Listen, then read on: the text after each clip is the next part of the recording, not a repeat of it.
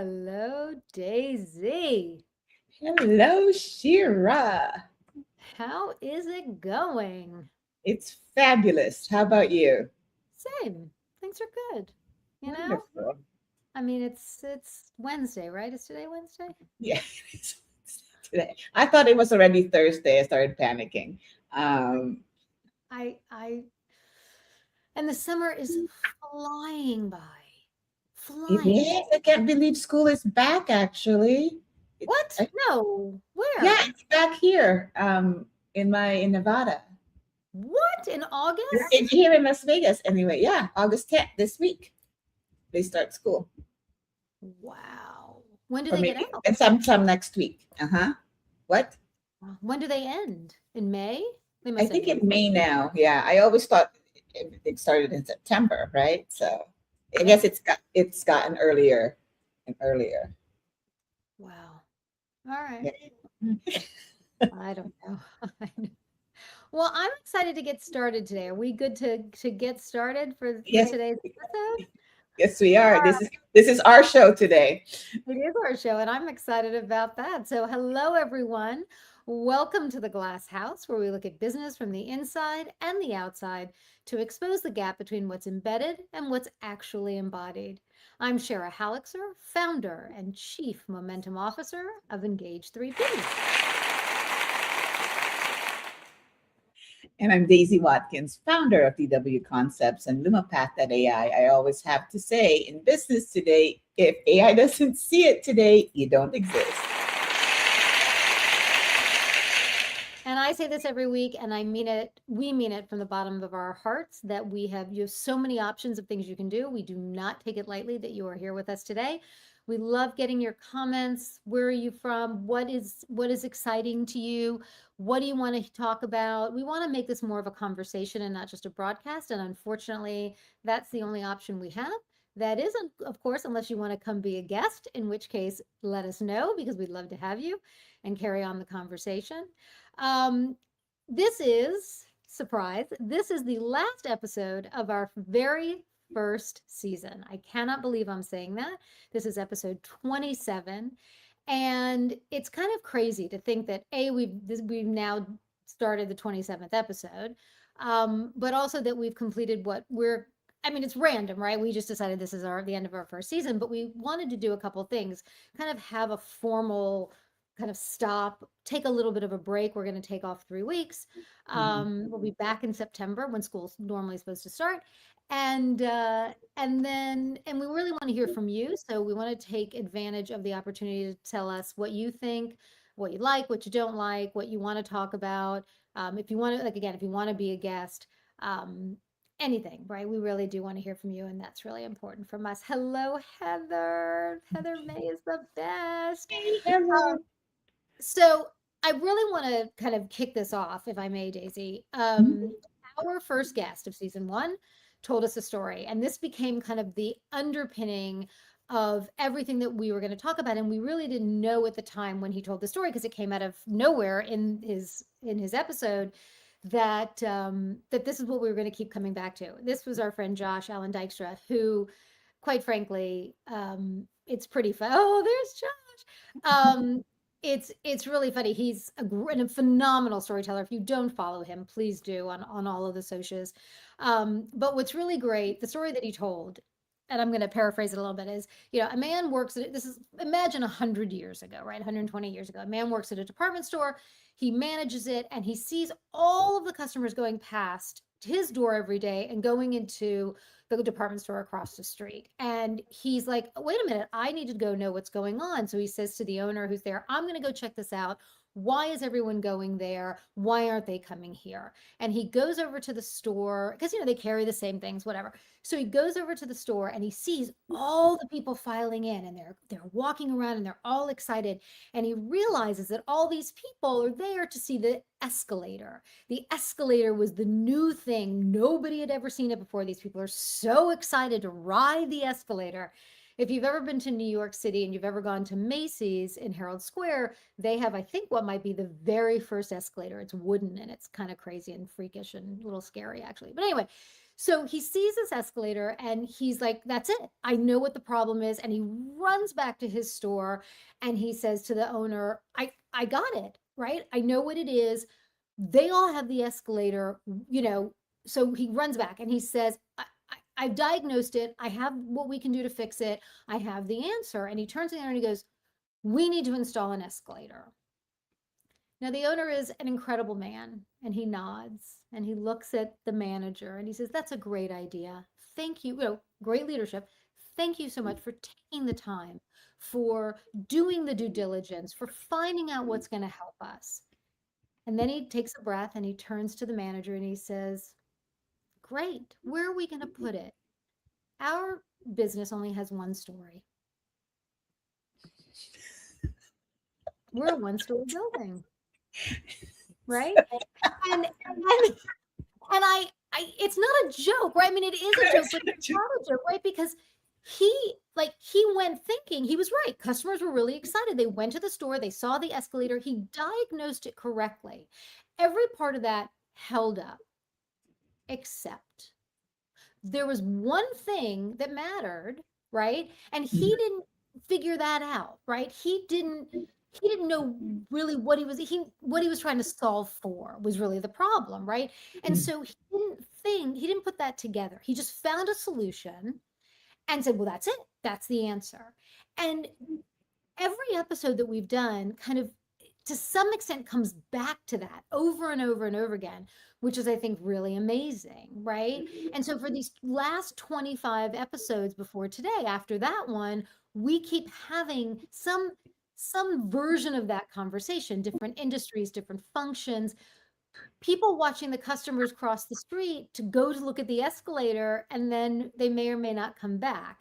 And so the question really for this hour is, the one that the owner really asked, what is the point, right? Where are we putting it? Why are we doing this? What is that effort? Yeah, that's absolutely right. It can be looked at a lot of different ways as well, right? And so aside from the FOMO of, why are they getting the people coming in and why don't we have an escalator situation? There's if I have to translate it on my end of, being in the outside on how that affects the business owner on the marketing, as far as not just a marketing budget for marketing itself. So a business owner watches it of what's going on out there. I think for myself, I'm going to relate it to how AI sees you right now. It's two different, AI how not just AI, but how you used to be seen versus how AI sees you now are two very different things, right? Before Okay. you can be seen only by clicking into it or finding out more about you. There's no opinion based on that. You click on the blue links and then you create your own opinion, right? Based on what you see. Now, the difference is you don't even have to click on anything before you can even click on or type something in about who you're looking at or about yourself. AI already has an opinion about you. So um, it doesn't matter what the insight, not that doesn't matter what the insight is, but doesn't the point is, even if you're watching outside, what's happening in the inside, you need to understand, which is what the business owner did to understand why was traffic there. So same thing.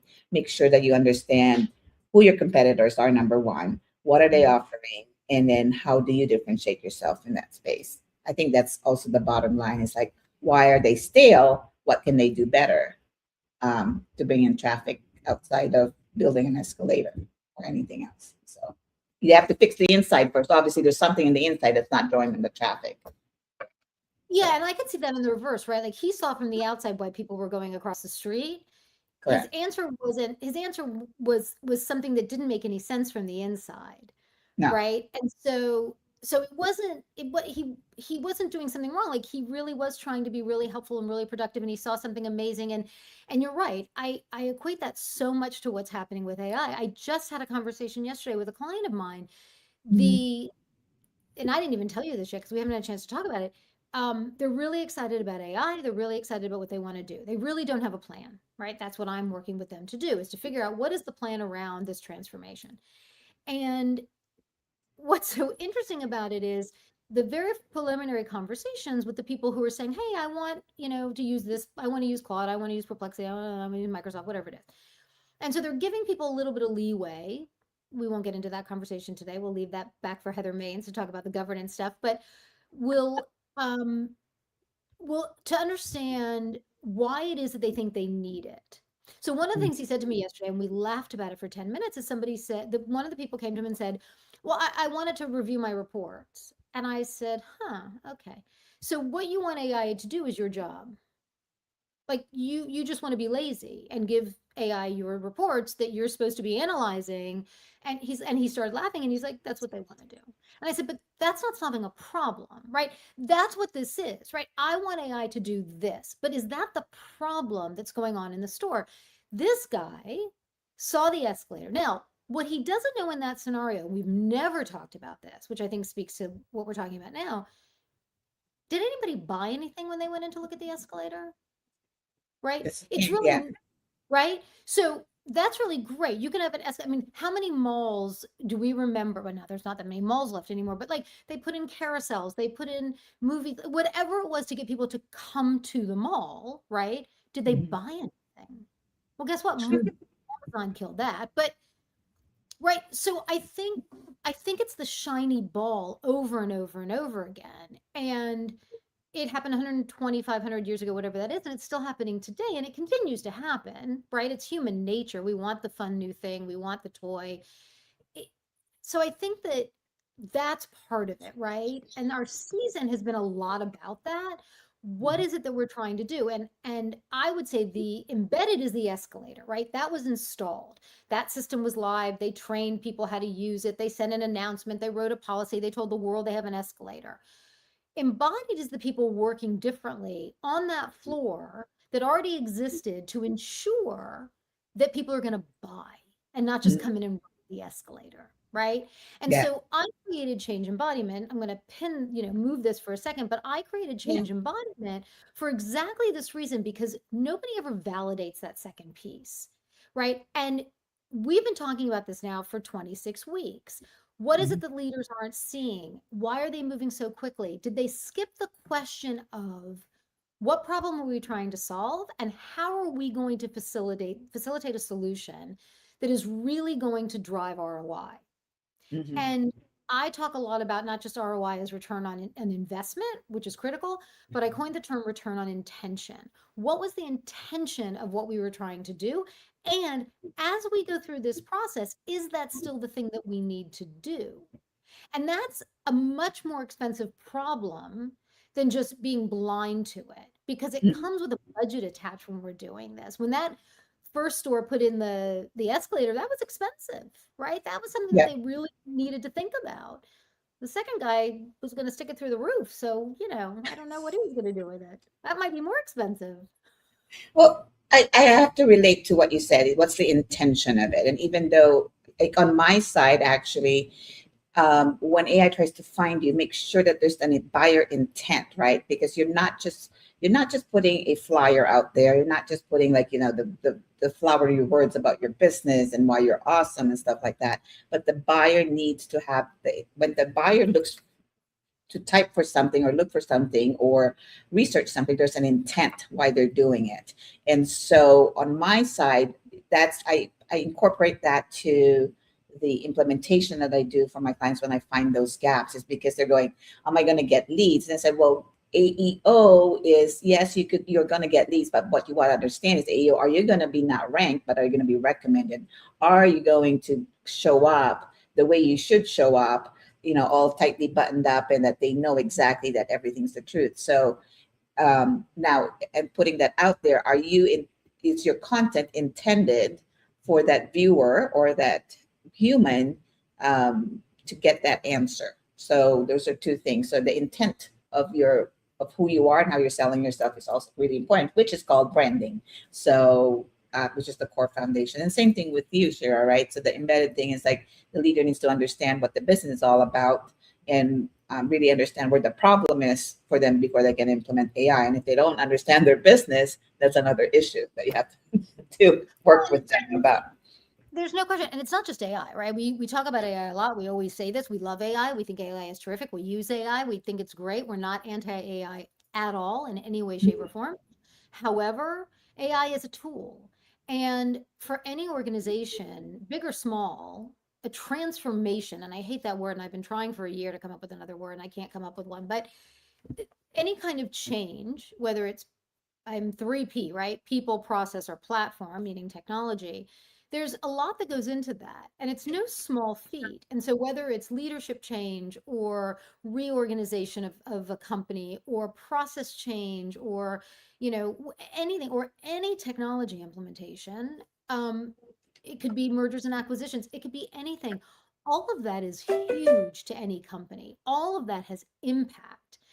And the impact is, yes, to the business, and we're hopefully doing the right thing for the business, and it has enormous impact on the individuals.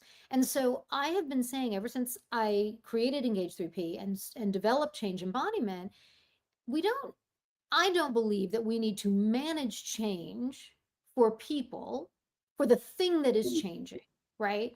We Mhm. need to give the humans the opportunity to embody the change. That's what's so critical, right? And so I think that the same is true on your end. We need to give the viewer, the reader, the audience an opportunity to understand what somebody's trying to put out there effectively. I will say, as I will admit it, I don't know that I'm ashamed, but I am a TikTok scroller, right? I have gone hours sometimes and not even realized it. I need to put that lock on my phone thing. And one of the things that I'm noticing is that it's getting old, right? Or the algorithm on my For You page will start sending me things, and I'm like, I don't want to see this again. I don't really Yeah. care what you're doing. I don't need to have 15 minutes of some story, and then I'll get into the story, and then they'll be like, "So for part 2," and I'm like, "Screw you, I'm out of here." Like, I I think that this is what happens when you give us an opportunity with no guest and we can ramble on for an hour. I think that, to your point, what are they trying to accomplish? Because 'Cause they're not getting me. And maybe they're listen, you're the marketing person, I'm not. Everybody has their thing that series on TikTok where she told the story of her marriage, and it was a hor go look it up. It's a horror show. Well, I guess what? haven't seen it. Oh my gosh. I okay, I have to remember now. Is it I don't know if it was a book deal or a movie, but she's up there. Like it took off, and there's going to be either a movie or a book or both, but I saw it. I don't remember which one it was now. I'm too tired. But I there was something, and she's now, and I think she might have even been on the Today Show or something. Like, we are fed so much information, and it's overwhelming, and it's coming from a million different directions. And just today I heard about 2 new platforms that I swear I am not going to because I can't take any more. But I think that there is this I don't know what the word is. I think that in order to feel good about what we're doing and how we're doing it, we can take a step back. We can make sure that we're doing it the right way. We can engage differently in what's happening, like with AI, right? We don't have to go get it just because somebody else has it. And if we're gonna get it, we need to make sure that we have the infrastructure in place to support it and not go stick an escalator through the roof of our building. Like I thank you, Josh, so much. It's the greatest analogy because we can just imagine it, right? It's so easy. And not just that, like, like you said, the client or that you were talking to this week, they just want to incorporate something just because it's AI and it's a nice shiny thing, and it's not Right. really the solution. And I'm finding more and more as when AI first, like, oh, AI is here and everything's going to be better. So people jumped on the bandwagon. I jumped on it. I have to be honest. You know what I mean? Like, it was the perfect timing for me for what I was going through, leaving corporate and go. I'm so into this technology, and I'm not going to miss this wave. That's the honest truth. And I think most of us that have gotten into AI consulting, quote unquote, or just and then realize that, oh, just being a consultant is fine. You don't have to add AI to it because the problem is still the problem. The world hasn't changed. you know, Right. we don't have flying cars yet. That type of stuff. We're not really in that space. China might be, Mm, right? Very differently, but right. it- the problem is the problem. The humans, the processes, the platforms incorporates AI. That's really all it is. The platforms are still the same, right? We just Yeah. add new technology to how we to connect it faster without sending a tech guy in there or sending to put in your API or whatever it is that we use to connect. So things have definitely changed that you you have to go with the times, but you also have to understand who you are to begin with, because they've Yeah. never sat down to go, okay, we want this, but really they have. If you're a leader that actually knows every single thing that's happening in your company, then good on you. Like one person in each department, but most of these leaders for these big companies don't, and so No. they just go with bring in all my other leaders and tell me what I need to do kind of situation. So anyway, a lot of things also for because this is a lot of noise happening in the outside from the tech world. So we got to look Yeah. at it from that perspective, right? They're hearing this news, they're doing their own due diligence for most of them. But let's think about this. In the beginning, when AI first started to be announced, there were those what they call early adapters. And what are those early adapters doing right now?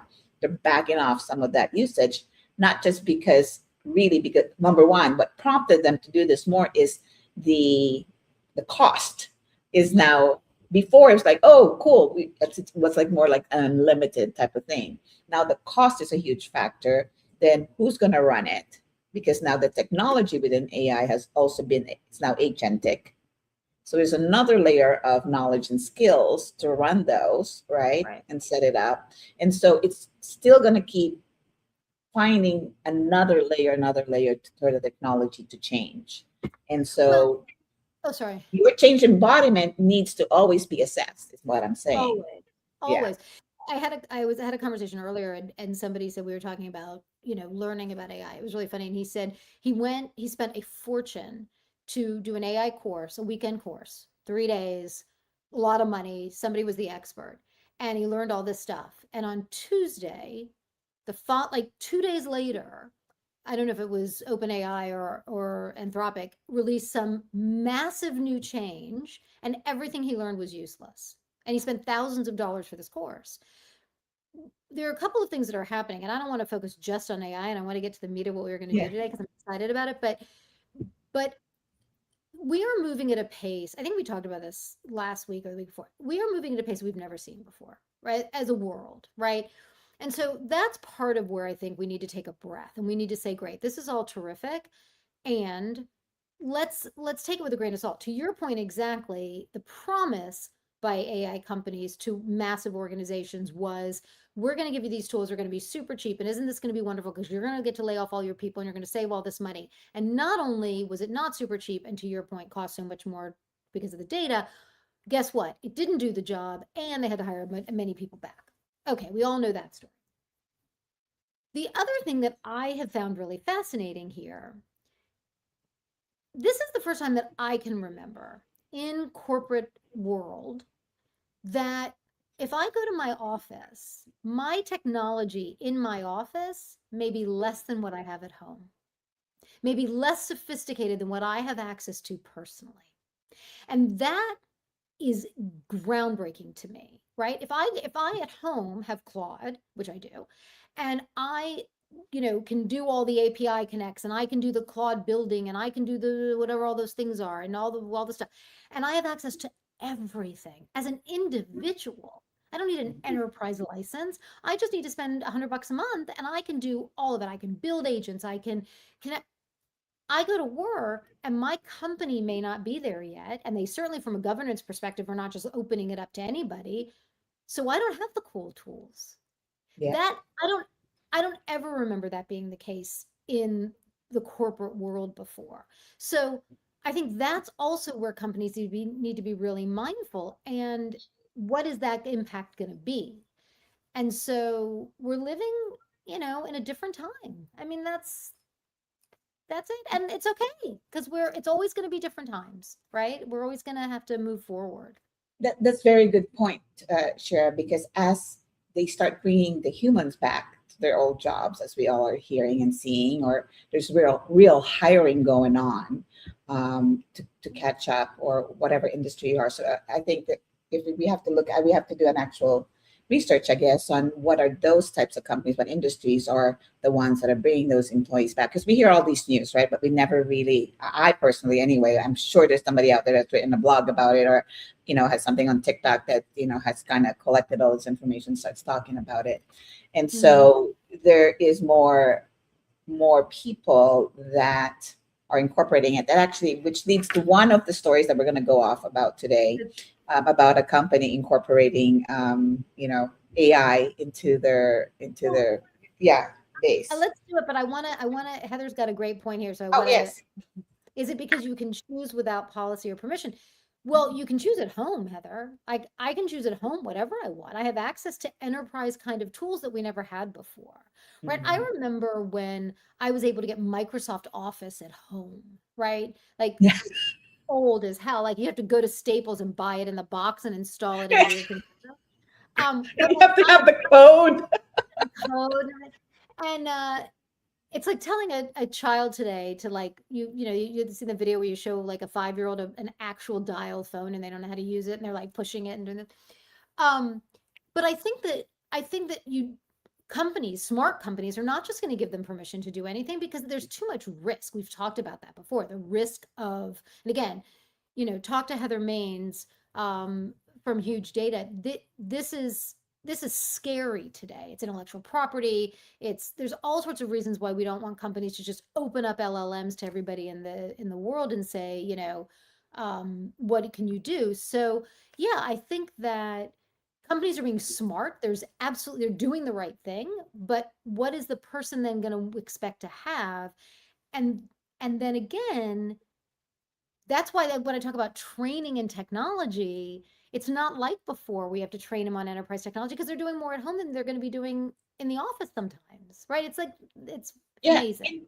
And if you have employees, right, so it's also your responsibility as the technology changes and how it's going to change within your systems and how you have applied it. Not so much about the LLM, but even the other technologies that you can attach Oh, to it, right? That's now AI.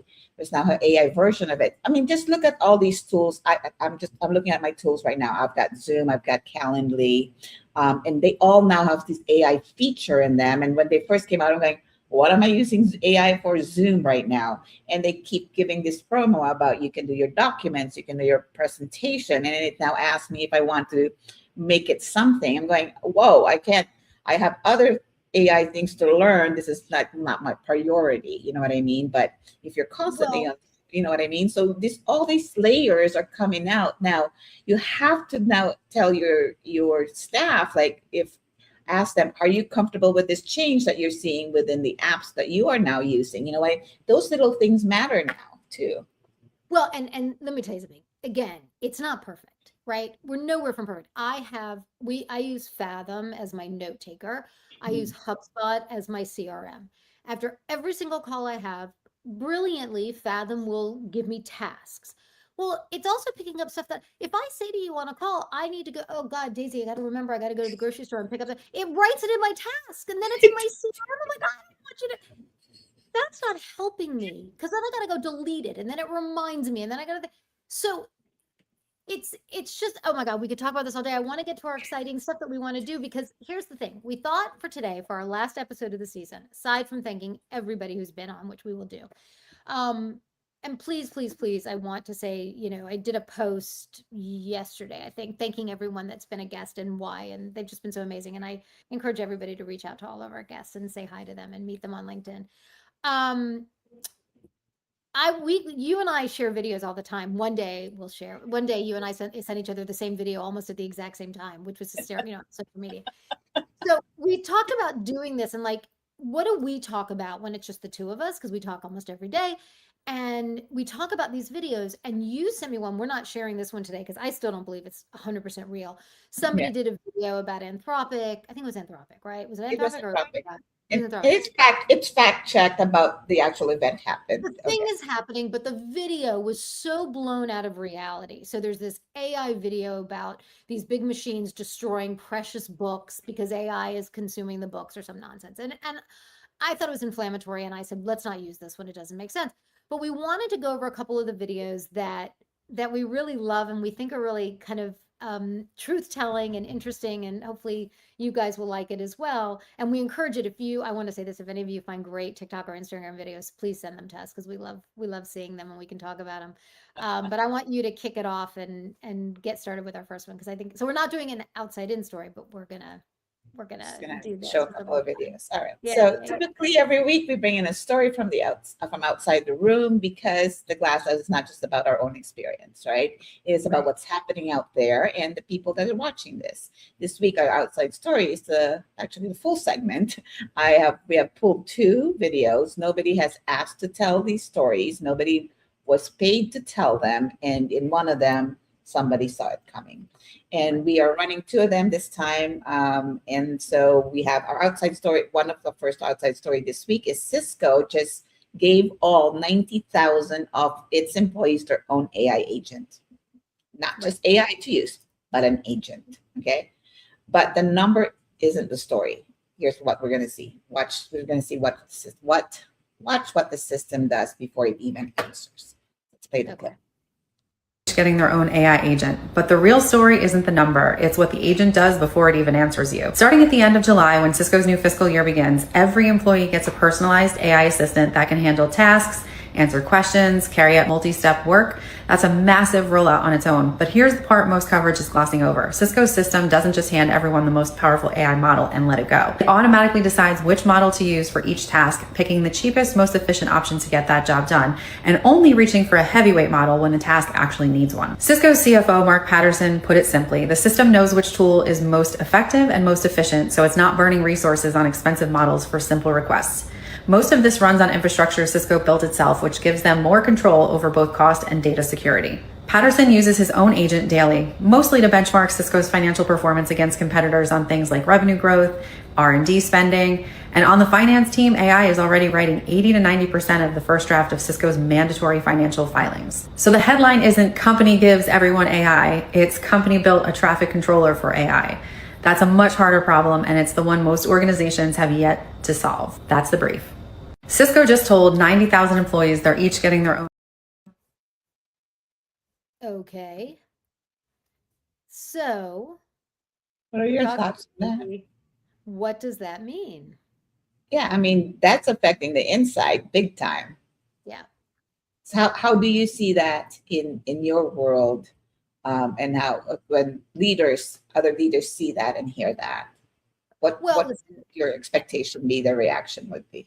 yeah. So look, Cisco is a massive technical organization. So it's in the top 5 of historical technical organizations. I actually know someone who used to work there. They provide technology infrastructure all around the world. They're at the top of the knowledge of technology, right? So Mhm. one would have to assume that what they're doing is smart, right? They're not going to jump to doing something that's foolish and that's going to hurt the company. Um, I think the question is, and again, I'm questioning what is it that they're trying to accomplish here, right? Because what I heard, correct me if I'm wrong, is that the the AI is going to decide what the agent is going to do where. It almost takes the whole human out of the loop there somehow. And that's the part that frightened me about that video. If the AI agent is going to do the first draft of their most critical financial documents, that was the thing she talked about. Great. Where does the human fit into that? Who's Yeah. checking that? What is who's got control over what that agent is going to do if you're letting and this is what I heard, tell me if I'm wrong, if the AI is deciding what the agent is going to do. And how did they get there? Am I reading that? Am I hearing that correctly? You're hearing that correctly. They've set up their agents to do all these tasks, pull all the information, the data, and then sends it. They probably have multiple agents that are working on it. So what's even scarier is that yeah, sorry, I have to correct the video itself, because we did fact check this. I double checked everything. Good. So Mark Patterson is the CFO, not the CEO, which she said it was the CEO. And so it's structured with his financing. What's scarier about that, when she said, when, it's a short statement about a lot of their documents already been produced, and actually what those have been drafted, according to the research I just did, AI already drafted drafts 80 to 90% of the first act of their SEC filing with human review. But they did have some review Oh yeah, because it's for SEC filing. Right. So the risk, I mean, look, humans make mistakes every day, right? Yeah. And we're never going to get away from that.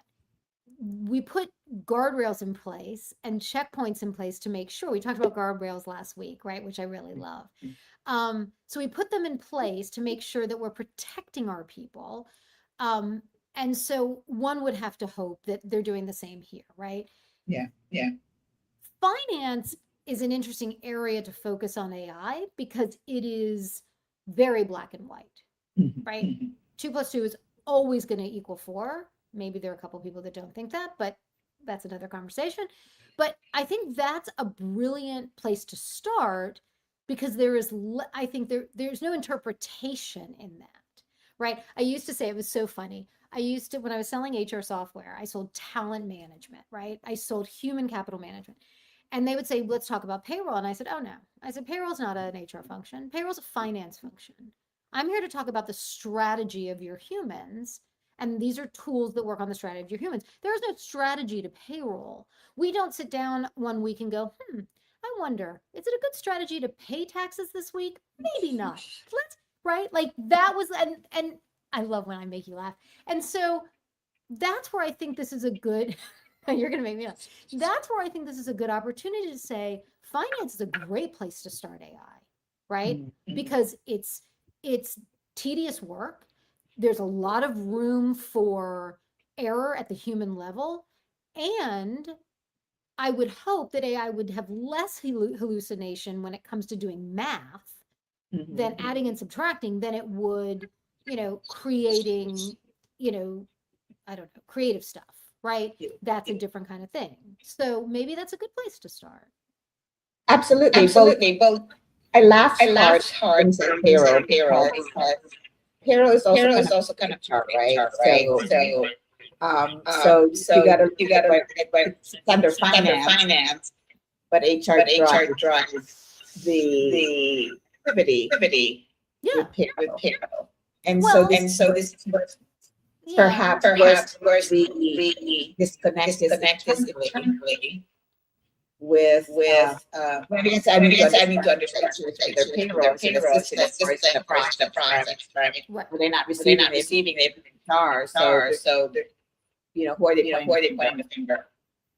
Yeah. There's the problem. So, anyway, I just laughed being working in HR department, being a MSP for staffing, you see how HR runs, how they find a conversation, it's like budget, right? Contract workers or contract nurses. And so that's a bigger conversation. Budget for organization is payroll. Would be paying humans. And so, no, there's no question. The most expensive thing in any organization is their people. Yeah, that's why Sam Altman wanted to get rid of them all. But I think that, and that was a colossal mistake. I think that where I see the strategy with Cisco is, and I didn't hear her say 90,000 people are getting laid off or anybody's getting laid off, right? It was, how are we going to leverage this, and looking at finance as an opportunity to say, if I'm running reports, and I'm going to come back to a second because this was part of the conversation I had yesterday. You said standard applications are coming out with AI all the time, right? So this is something that I just spoke with Brian about yesterday. Because we've moved in the last 20 years, we've moved to applications in the cloud, which gives the opportunity for software providers to update things. You're not, going to Staples and, putting a disk in your computer. It gives the opportunity for companies to add technology at a very fast pace, right? And I've said this on this show, AI is now in an insane quickly amount of time, part of everything, right? I'm going to buy, I don't know, something. Oh, it has AI in it. And it's kind of like I equate AI to like I wouldn't go to buy a car and say to the guy, does it come with seatbelts? Like, so you're not, because that's it, right? Now software has AI. I don't care what it's doing, it has AI. My mascara has AI. Everything has AI in it. So, so, so it's true. So what I think is interesting is what is it going to do? So when we were talking yesterday, it was when the person said, I want it to do my reports. I want it to read my reports and analyze my reports and do all that stuff. Okay. Well, guess what?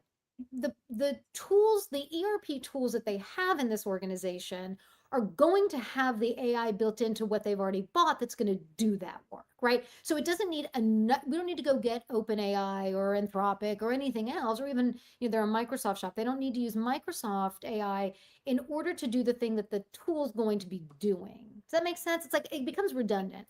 And so I think that, again, I come back to the same thing, which is two things. It's moving at a pace we've never seen. We're trying to keep up. We're trying, and for those in the business, they're trying to stay ahead of it. And I would also assert that this advent of social media, I don't know who this woman was in this video, the advent of the influencer, I think it's also propelling us at a rate that, again, I say to myself, just back up. And you and I say this every single day. Like, we see these videos and I'm like, is that real? Is any version of that real? She got it wrong. He's not the CEO of Cisco. It's in the finance department. Like, everything just has to be bigger. It's like when cable news, I was just telling someone this, we were talking about this the other day. When cable news came out, and they had to fill 24 hours of space. And so it was breaking news, breaking news. But now everything is breaking news. Like, no, it's not. It's not breaking news that it's raining in Toledo. It's not. Like, that's not breaking news. And so all of this just seems to be part of this machine that is driving. And I don't know what is the cart and what is the horse. But I'll get off my soapbox. It's sorry. gonna get worse. Not worse, worse. It's gonna be amplified. Here's why. Because they think that I see all these things about they give little tips about and then there's another thing that says, well, hang on my side. There's another video as well. ChatGPT is now partnering with Reddit that its influencer was said they're not gonna look at Google anymore, and that your it's not gonna matter ChatGPT because only Reddit and the ChatGPT. I thought those things irritate me. Those things like it's not even true. Let me fact check, and only maybe a quarter of what is real. Yeah. ChatGPT was told. ChatGPT will look at those signals. That's the way they all the information on the web. Right? Yeah, they have uploaded a lot of data, Anthropic and stuff. They can only upload stuff that are written that are something that they can pull, right? So that's why AI on the AEO side recommended. It's more than just marketing. It's really just educating the machines that there's the books that this is what happens in real life situation. Mm-hmm. So that's what everybody said when we say the lived experience is what AI is looking for. Right. And people humanize this content, right? Because AI gave it to them. People humanize it. But this the story human story. I can pick up on that one. But humanizing it, removing all those dashes, it's translating the document legible, but not legible. Right. No, so those are the distinctions. And the other thing that bugs me too, like you said, technology is available out there. You can lovable in like 2 hours if you're right, and you can monetize something good. You can monetize for you keep improving that app, right? for the most part, yes, on every social every media. social media. I showed Showed this this doctor of how quickly I built my website and how it how looked, it looked. and they're willing And to they're pay me willing to pay me $2,000 to build $2,000 it. to build it. Okay, Okay. and this is And the this is snot the kid snot from kid from some part of the some part world, of the world, part of the part of the US. That US. That going, I'm really I'm good at really good at that. I've been doing this doing this generation. generation. Yeah, maybe it Maybe it happened, maybe happened, it didn't. maybe it didn't. But the But back the end of back it is end like, of it is okay, like, now okay, you now you build the build the thing. thing. Now the Now customer the is happy customer with is the happy with aesthetic the look. aesthetic Now look. the Now the customer wants to customer wants add to more add layers more to it. layers to it. Do they know Do how they to do know how to that? do that? Do they Do know they how know how did they actually did write they the write the website website intended and to then bring to to their bring to their customers other than other than aesthetics and how aesthetics and how beautiful beautiful I I did it? did it? Those are the Those are the layers that are layers that are happening. And so when and so people when see all people the see all social the social media media quick quick tricks, tricks, I find I one find that one really that matters really matters that that exposes when there's exposes I know whether there's there's something something that published about published it. about So it. So to your point, to I your do point, do I the do series, series, but because there's but because there's just so much just so much content for it. content But for it. mine But is mine not, is not, hey, this is what's hey, this is happening. what's happening. I Right. basically I say, here's basically the say, rule here's the book I've rule book read I've read about what's about happening what's happening in in Google. So let me Google. bring So let me it bring to it you. to you. So So without any without fluff any to it, fluff to it, but just but just giving some giving context to context what it to what means. it means. So anyway, Well, I I love answered I I love three asked that different one. three different questions there, questions and there, it's and deadly, but they go deadly, but off. they go off. No, it's all good. Let's do our second video because Okay, this okay. is the one that I'm excited that Oh, you this picked. one is This one huge. is huge. This one's All right, huge. so let All me right, we're gonna go put this one up. LinkedIn This made one, this $17.8 billion last year. And now Texas wants to know how much of that came from jobs that were never real. You probably already heard last week, Texas AG Kim Paxton opened up an investigation into LinkedIn over ghost job postings, claiming that many of them are either fake, already filled, or never meant to be filled at all. But what you might not know is that LinkedIn's revenue model is heavily concentrated, and it's roughly 310 million monthly users. And they generate over 4 times the revenue per user compared to the average registered member. Meaning that the platform's financial incentive is maximizing engagement from the users that are most active, the most anxious, the most checking. Is that you? And this isn't new. Independent research puts ghost job postings at roughly 27 to 33% of all open jobs. One survey found that 68% of hiring managers admitted to posting jobs that they never intended to fill. Another found that 93% of HR professionals also admitted to engaging in this practice and find it morally acceptable. And if you're already employed and you see these job postings at your own company, you should know that a resume builder survey found that 77% of managers who post ghost jobs said that it increases productivity within their teams. 70% of managers said that ghost job postings boost revenue, and a company with hundreds of open roles appears to be scaling and growing. But that's a story for investors, not you, the job seeker. So protect your time. Any listing that is active for more than 60 days in this market, probably fake. Cross-check it on the company's own career site. If it's not there, it's probably fake. And a real job opening should get you some type of response. Probably a rejection, but silence is never good, and probably means that there's no one on the other end. You can share this with anyone who's wondering what's wrong with their resume, and follow along for more tips on getting around the systems that are not built for you. All right. All right. We've talked about this So- stuff About both this stuff times. both times. Yes. And later she stuff later is stuff really is so really this so is this near is near part near what's going on. so We talked about Are this a few you- are weeks you- ago, right? This gets me, and you and I have talked about it so many times because we both come from the recruiting world. This makes me insane. Just FYI to those of you who haven't heard me go on a rant, LinkedIn is now owned by Microsoft. Do with that what you will. We're probably going to be kicked off of doing this on LinkedIn soon because I complain about it so much.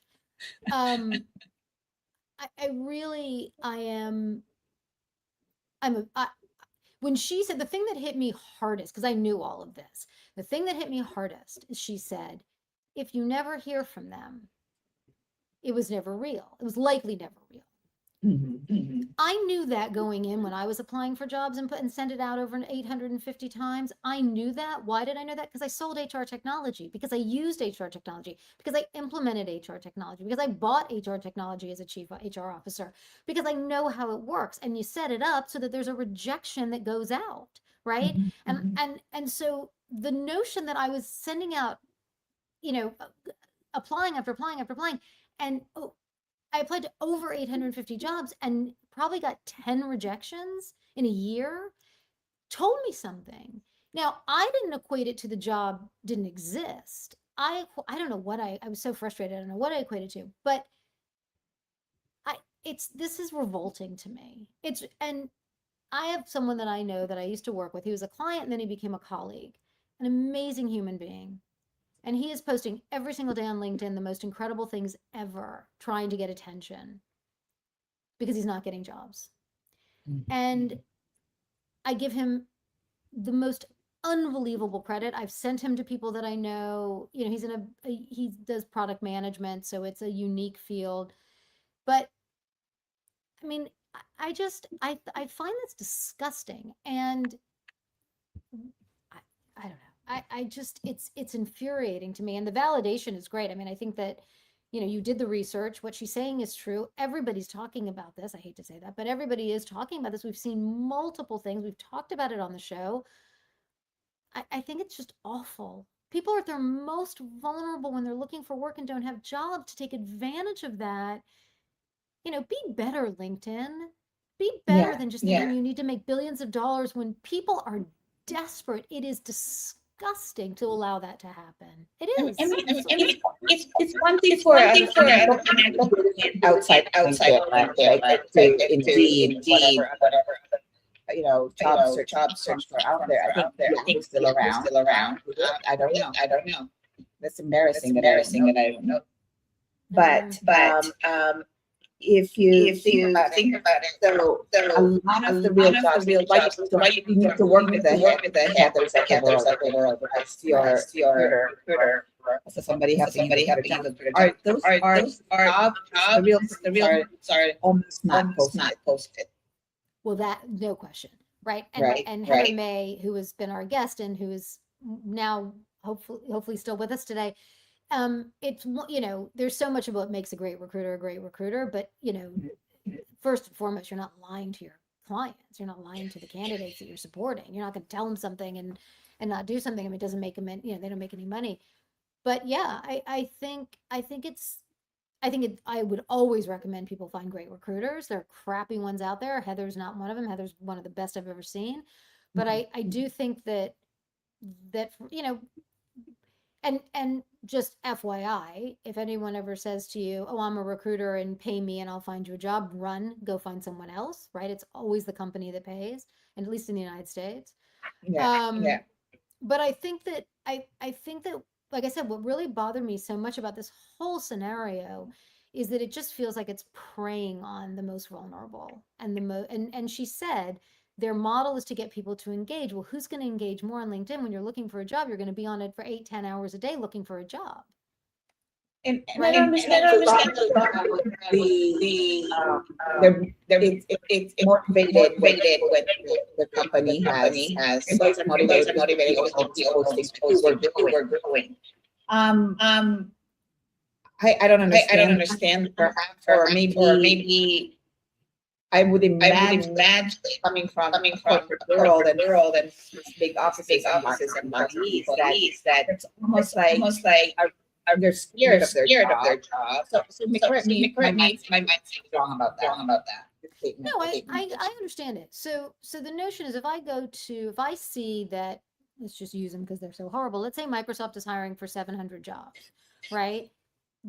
Then isn't that amazing, right? The investors are going to say, wow, they're growing, they're hiring all these people, they're looking for all this talent, especially in the age of we're firing everybody because of AI.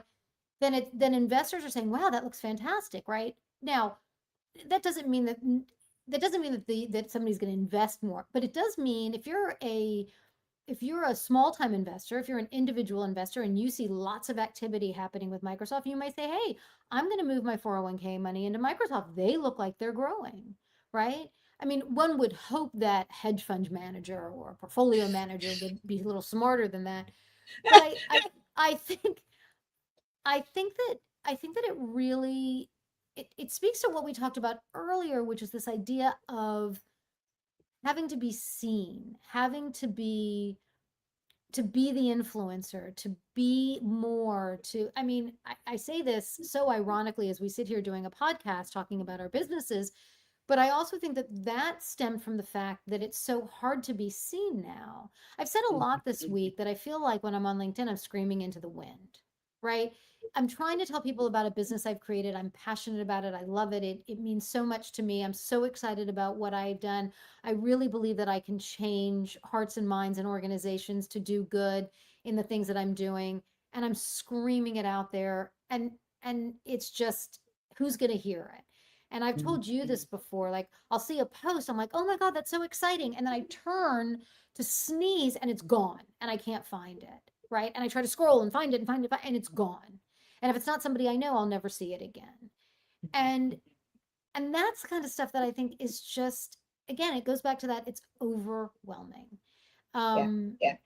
So I don't know. I think that we need to be better. I think that we have an obligation. If we walk away from this season, I think one of the things that I want to focus on is let's be better at all of this.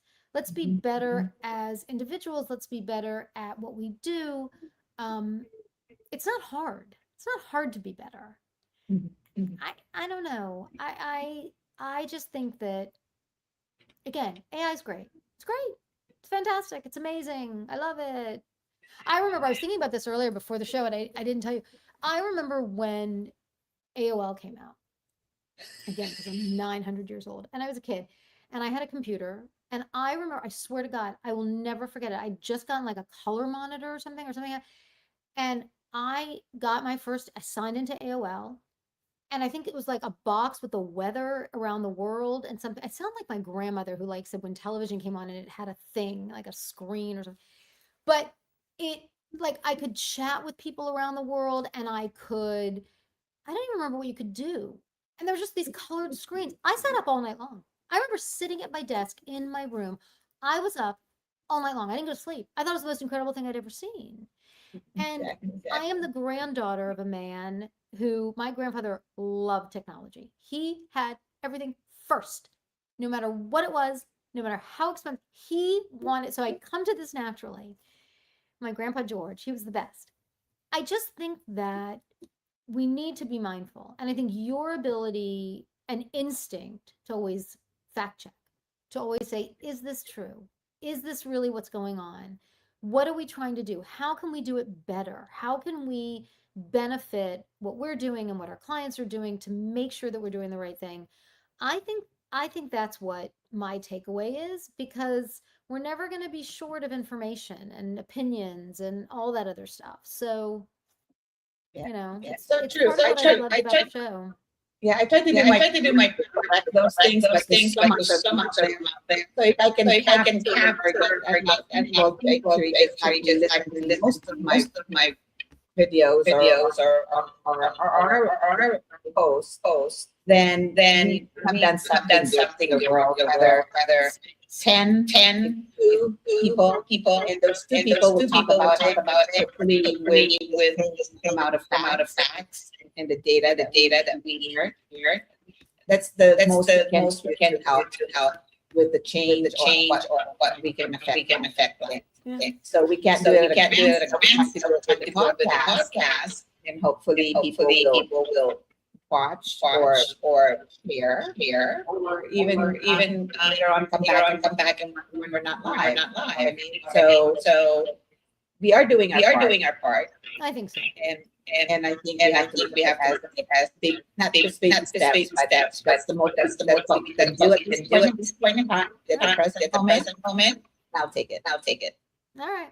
Well, I'm gonna close this out because we are gonna go over time, but I don't care because it's our time and whatever. We've had 26 conversations with 22 guests, and I'm not gonna read every single name. They've all been tagged in the post, and I'll do it again, I'm sure, because they earned that and they were wonderful.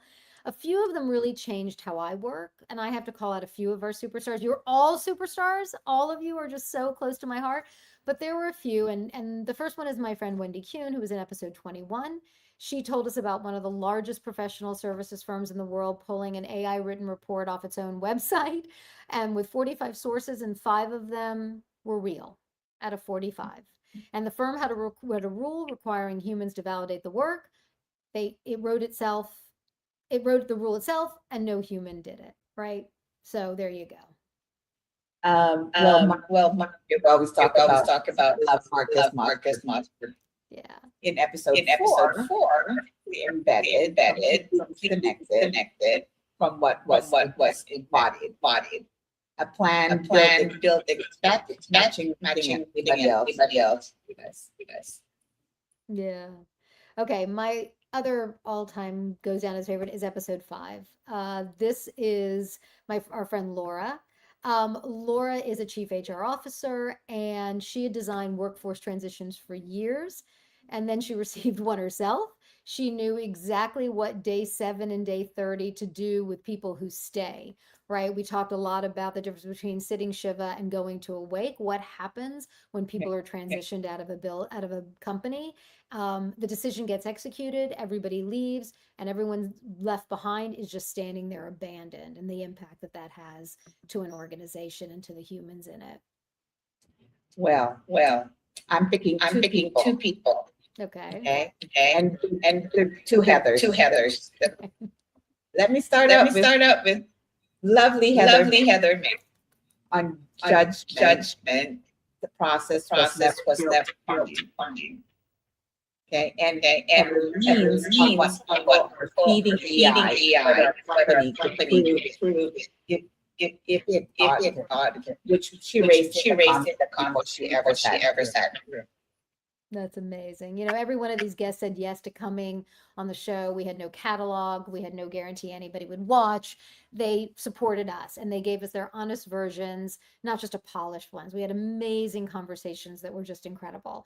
And that's why this season, it's just been so exciting. So the other thing that we did, and I want to thank all of them so much, right? It's just been such a pleasure to get to know them all. Some we knew better than others going in, and it's just been wonderful. And I want to encourage everyone to come and be a guest on our show who wants to be.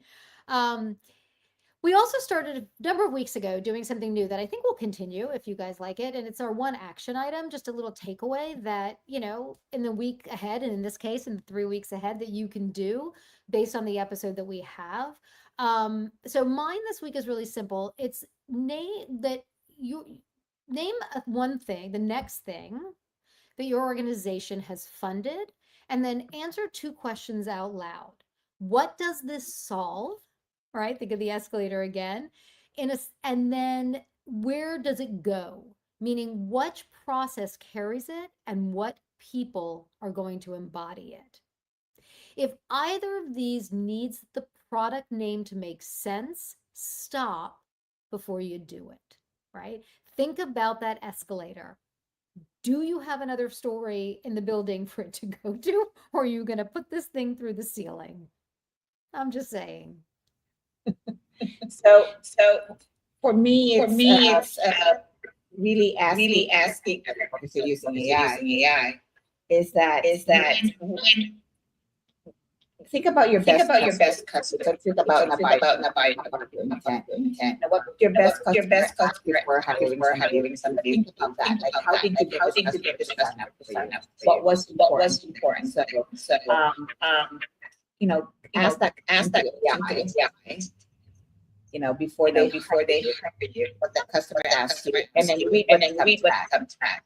And whether you are, and the other layer to that is we have two action items. When you do search for yourself, do not when you are logged in your own. I always if you are a guest, because it's going to be biased. And so they'll come back to me and say, I was excellent. I was recommended. You make sure that you have those guardrails when you do that. Where are they citing social media? Is your social media like Google? So if you have anything that's a match what this you need to start looking at it. That would be my next. I love those. Okay. Well, listen, season 1 opened are with our first guest. So we keep talking about a man who was right about everything except the one thing that mattered, right? And it's really been incredible that 26 conversations later, we're still seeing that to be true. Um, oh, we did that. No one in our season was blind. Everyone saw it. And the question that never got asked out loud is the one that the store owner asked in about 4 seconds. Where are we going to put it? So that's really the thing that we want to keep asking ourselves over and over and over again. Um, just as a reminder, because I think it's so important and I love saying it, all of our episodes can be found both on LinkedIn and on both of our YouTube channels, also on my website at engage3p.com. And say it with me, you can find us on Apple Podcasts. Please rate and review. God help me for saying it. It's going to be, anyway. So if you want to listen in the car or taking a walk or at the gym or whatever you're doing, we would really appreciate it because it is getting the message across. I want to encourage all of you, if you know someone that might be interested, send them to us or vice versa, send us to them because we'd love to broaden our community and hear from all of you. I think that would really be wonderful. Daisy, I want to thank you for just the most incredible 27 weeks of fun. I've enjoyed every single one of them. Some days I start and I think, oh my God, I'm so tired. And the minute we get started, it's like pure adrenaline. I Thank you so much. It's a lovely, lovely level. And we do have fun. Like today, we could have one topic and talking about it for 2 hours. But most especially, thank you for our guests that has followed us every single week. You know who you are. I'm putting your name right now. Thank you. Thank you for everybody else that launched afterwards. I know they do come afterwards. So thank you so much for all the hard work that you put in it. I know you put in a lot of time and making sure a lot of thoughts for our guests as well, to make sure they get the advantages of coming onto our show. Hopefully we have helped with them as well. So thank you everybody. Well, it's definitely my pleasure. And I just want to make sure that, we have an opportunity here to let people contact us, find us on all of our channels. We're going to be off for the next 3 weeks. We're coming back the first Wednesday in September. So it'll be same bat time, same bat channel. Again, dating myself. And we're really excited about the first episodes that we're going to have. We also are going to, so if this is also of any interest to anyone, we are going to start having some bonus episodes on Apple that are going to be recorded. So these will not be live. And we're going to, a number of people have said to us, we're not comfortable being live, but we want to do something. So we're going to start posting some bonus episodes there. And there'll be some links in our LinkedIn to send you to them. And to be able to listen to those on Apple and give us your opinions on all of it. So we would really appreciate that. Thank you so much, everybody. And we will see you. We will. We'll see you in 3 weeks, everyone. Bye, Daisy. Bye.